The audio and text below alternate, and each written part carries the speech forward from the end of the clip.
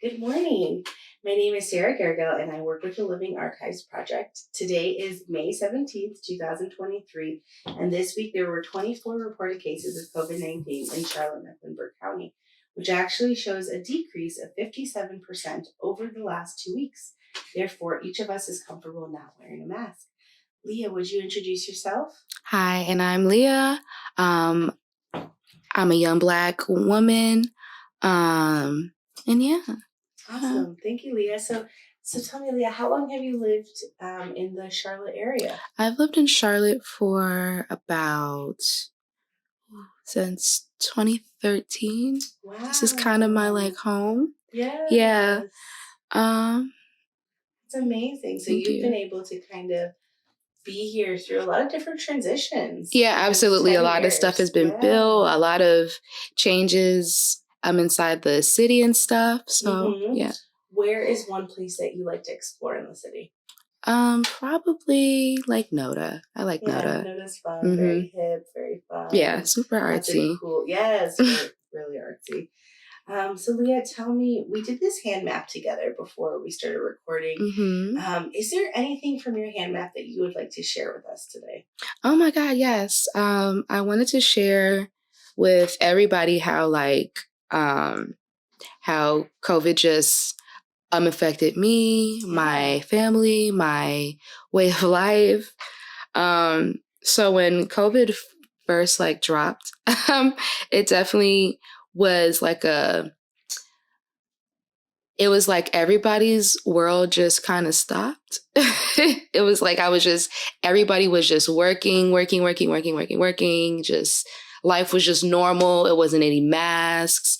Everything just seemed to be normal. And then one day, everybody had got a text message from human resources.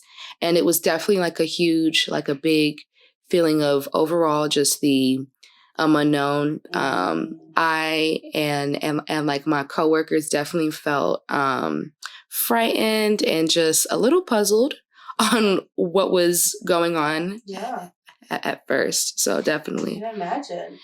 So, in terms of your line of work, what type of work were you involved in at the time? I was in retail then. Retail. So that must have really impacted you. Yeah. So retail, you're always talking to people. You're making connections, a lot of body language, a lot of facial expressions. So the whole mask thing, the whole not seeing people was a lot. I can imagine. Yeah. And in terms of once COVID was here in the county, the lockdown kind of occurred, wherever you were working, was it shut down for a period of time? Yeah. I worked at a mall and I was laid off along with a lot of other people.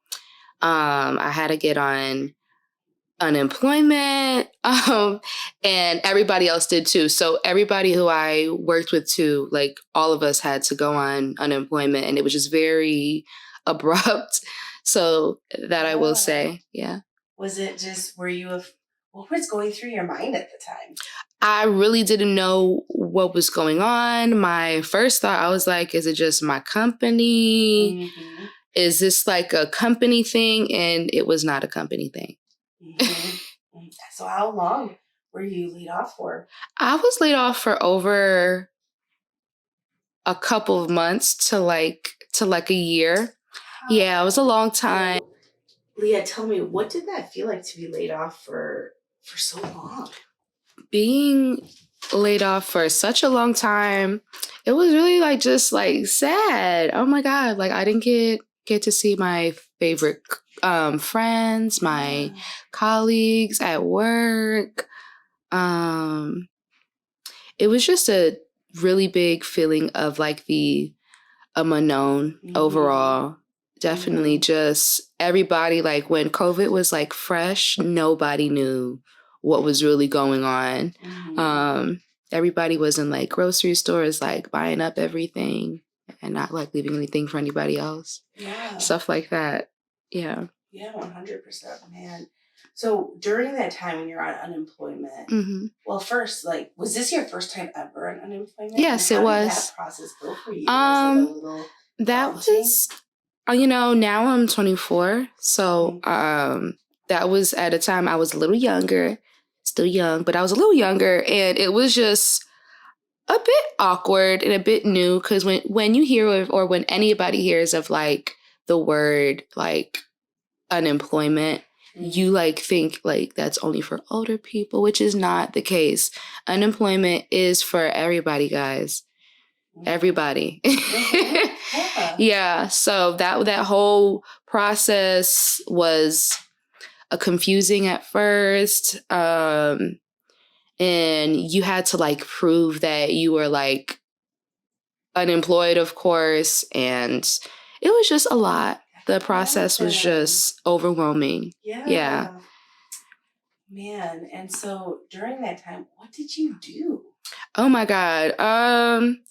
I spent a lot of my time actually alone. Like I didn't see any of my friends. I was like, I'm inside the house with like family and a lot of movie watching, a lot of binge watching, a lot of reading books, a lot of time outside, inside the yard, like not like in the streets outside. Yeah. And so, I mean, at least for myself, and I've spoken to a few other people, when you isolate yourself for such a long period of time, it really affected most people. You get to know yourself. Well, for some people, at least, I think some people you get to know yourself, find yourself, or some people maybe aren't used to being alone. So I do think for maybe some, that was like a big thing. That was a huge feat for some people, I'm sure. Yeah. And how did you find ways to have some form of connection? Was it strictly with your family, or were you able to connect to friends other ways? Oh, definitely. So as far as like connecting with friends, it was a lot of like FaceTime, a lot of text messages. It got real like old school with like the Skype, laptops and Skype. Yeah. Just nobody just wanted to get sick. Nobody wanted to spread anything. So it was just a lot of digital love, if you may. Yeah, for sure. That makes sense. And so what were some ways that helped you kind of relieve if you were going stir crazy or anxious about anything or just stressed? What was some like coping mechanisms that you used? Some coping, definitely meditation. Yeah. For coping mechanisms, a lot of like meditation and just tapping into like self and getting and getting to like know like you, because like we're always I think the average person is always around people in some way, shape, or form, whether it be at work, whether it be at school, or just maybe being like a parent, just talking with your kids, being with your kids, and you're just a lot. So that's amazing. So Leah, tell me, you mentioned to me before that you're a student. I am. When did that start? I don't think, what was I in school? I was in school for like something else then. Okay. So did you have to do school virtually at that time, or? No. Everything was shut down. Everything was shut down. Like your class, from everything. Work to like school, everything was like put on like a temporary halt. And then when we came back to school, quote unquote, came back, everything was virtual for like the longest time. Wow. And some professors, not to bash anybody, were, very like lenient with like the like whole COVID thing. And some professors definitely weren't as understanding as others, which really sucked. But what can you do? Yeah. I'm so sorry to hear that. Were you, so you mentioned that there's a shift in what you were studying.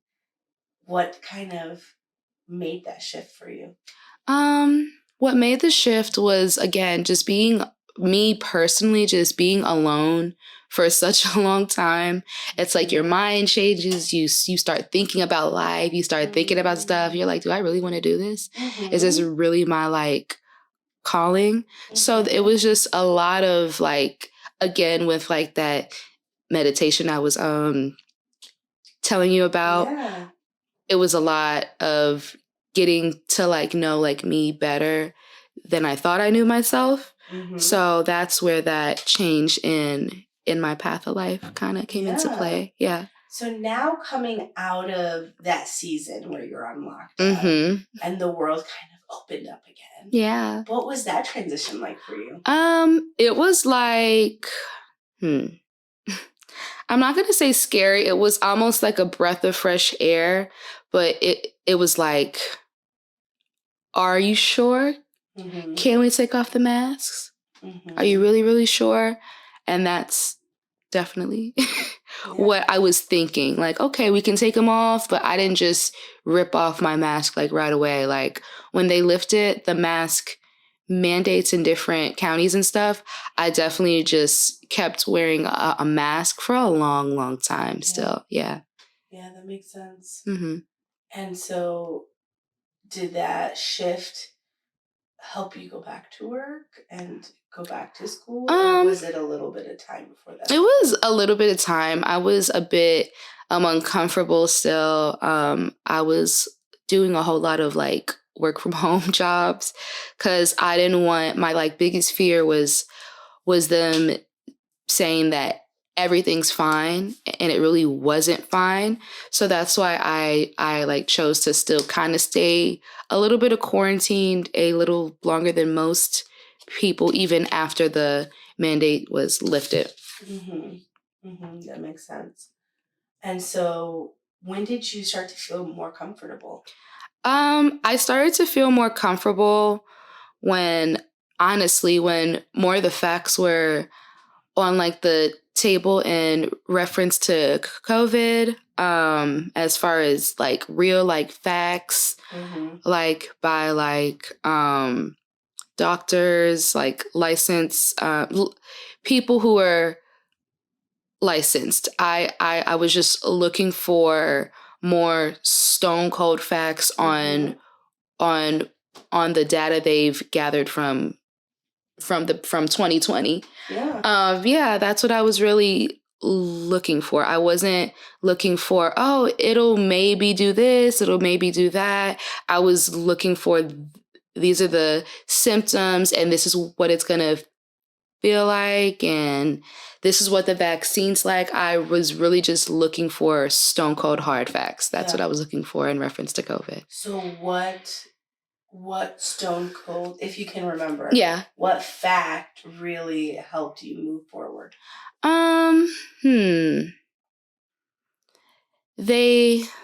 If I can remember, I think they were overall saying that just giving people space, like the whole 6 like feet thing. Honestly, people were kind of gross before COVID. Like people are still gross, but like they're like kind of safe now. Like everybody's now very like diligent on like washing their hands, which we should be doing anyway, guys. No, but I'm saying like before COVID, I will definitely say like people that I've seen, just random people in public spaces just were not as cleanly, honestly.